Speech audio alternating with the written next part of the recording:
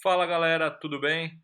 Aqui é o professor Gustavo Rubino. Então, dando sequência à aula de medicação intracanal, esse é o terceiro vídeo onde será disponibilizado conteúdo para vocês sobre a medicação sólida ou pastosa hidróxido de cálcio. Nos vídeos anteriores vocês já tiveram uma introdução sobre o que são as medicações intracanal. O professor Carmo comentou com vocês a respeito do NDP e do PRP. E hoje eu vou falar sobre o hidróxido de cálcio. Toda medicação intracanal, ela deveria atender alguns pré-requisitos, tá, para que ela fosse a ideal. Então, o primeiro pré-requisito é eliminar os micro-organismos que sobrevivem ao PQC.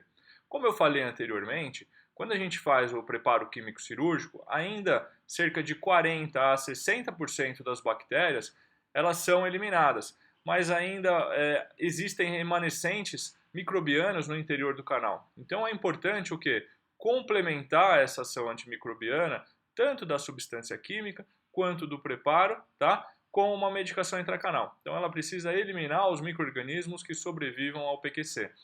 Ela precisa atuar como uma barreira físico-química contra infecções.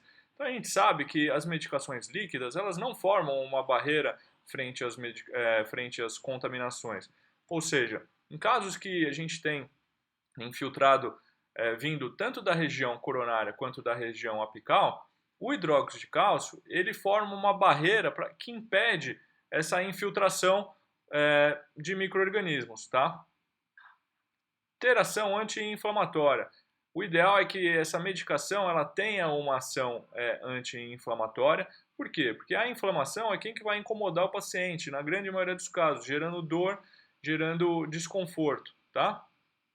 Controlar a exudação persistente. Em alguns casos, pessoal, em abscessos principalmente, onde tem um exudato ou uma secreção que fica continuamente saindo do canal, a gente não consegue parar, conter isso, é importante que a minha medicação ela haja dentro do canal e nas regiões próximas a ele, para quê? Para conter esse exudato, tá? Porque senão a gente não pode obturar esse canal, porque esse exudato persistente, ele tem uma parte líquida que ele vai solubilizar o nosso cimento e vai comprometer a presa do cimento obturador também, tá? Ele precisa solubilizar a matéria orgânica. Isso o nosso hipoclorito ele já faz muito bem, mas algumas áreas podem sobrar tanto micro-organismos quanto matéria orgânica. Então é importante que ele solubilize matéria orgânica.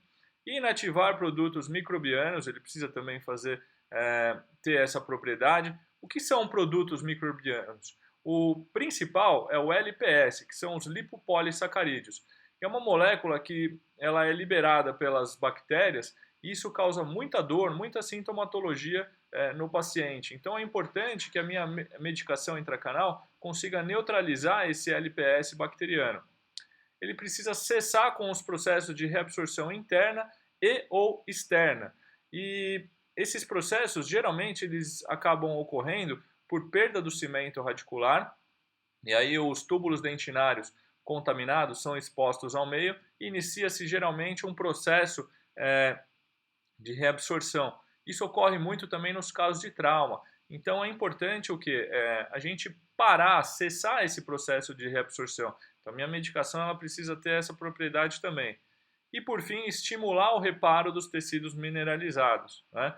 Ou seja, a região, todo dente que tem uma alteração periapical, uma lesão, eu preciso estimular o reparo desses tecidos, formar osso novamente. E isso a gente consegue fazer, a endodontia a gente consegue fazer. Diferentemente das outras disciplinas que acabam brigando para formar osso ou para estabilizar a perda óssea, na endodontia a gente consegue o quê? Devolver o osso para esse paciente, tá? E quando a gente vai verificar o hidróxido de cálcio, ele atende essas propriedades, né? Praticamente todas. Eu coloquei aqui em duas cores a ação anti-inflamatória. Por quê? Porque o hidróxido de cálcio em si, ele não é um anti-inflamatório direto. Só que ele combate a inflamação de que forma? Ele age eliminando os micro-organismos de dentro do canal, que é a origem do nosso problema, e esses micro-organismos dentro do canal radicular, essa infecção dentro do canal radicular, ela gera um processo inflamatório na região periapical.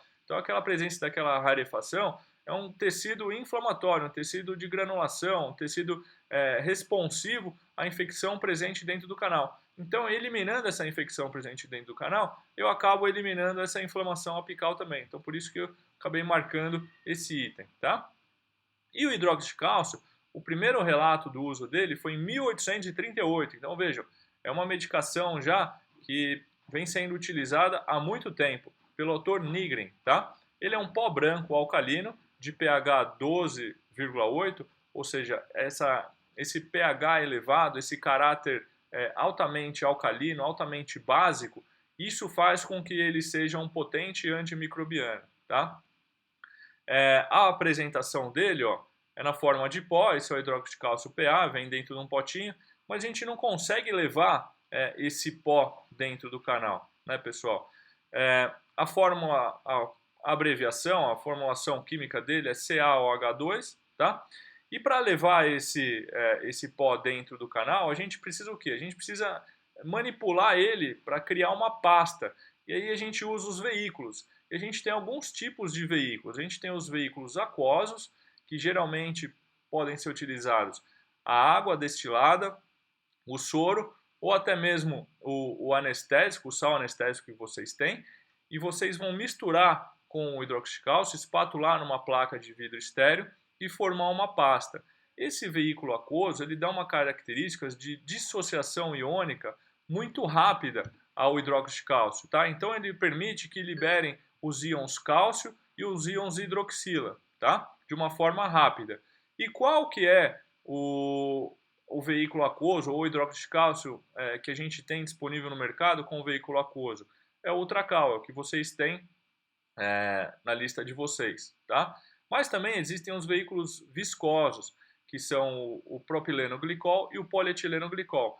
Pelo peso molecular dessas substâncias, eles vão fazer com que a liberação dos íons hidroxila e os íons de cálcio, eles sejam mais lentos, tá? Então, num caso onde precisa ficar mais tempo com a medicação intracanal, isso é interessante, tá? E disponível no mercado, nós temos o Calen da SS White, tanto o Calen na sua forma pura, que é só o hidróxido de cálcio, ou manipulado com o PMCC. E os veículos oleosos também, que geralmente são os óleos e ácidos graxos, tá? A gente tem o óleo de oliva, e são utilizados quando a gente quer deixar essa medicação de hidróxido de cálcio por muito tempo dentro do canal, tá? Porque ele causa uma liberação muito lenta desses íons cálcio e hidroxila. E isso a gente usava antigamente num procedimento de formação da região apical, em caso de ápice aberto, onde a gente deixava o hidróxido de cálcio por longos períodos. A gente usa cada vez menos isso. Hoje em dia acaba recaindo sobre os veículos aquosos e sobre os veículos viscosos. E aí a gente acaba indicando para vocês, pessoal, quanto tempo que eu posso usar esse hidróxido de cálcio, né, dentro do canal radicular. No mínimo, o pessoal indica que seja utilizado por uma semana, tá? Então, como vocês fazem atendimentos semanais ou às vezes quinzenais, o ideal é utilizar o hidróxido de cálcio, tá? Na forma aquosa com o Ultracal, tudo bem? Então, aqui a gente vê um dente que foi comprometido por um processo carioso. Essa cárie, essas bactérias já chegaram ao canal radicular, já causaram a necrose do canal radicular. Eu vejo aqui pela presença de rarefação apical. E olha aqui as bactérias, ó, tem cocos, né, bastonetes, eles estão organizados aqui, formando uma colônia dentro do canal radicular, tá? Então a gente, com o preparo químico cirúrgico, a gente consegue eliminar esses micro-organismos que estão presentes aqui na luz do canal, nas paredes do canal radicular, só que a gente não consegue eliminar o quê?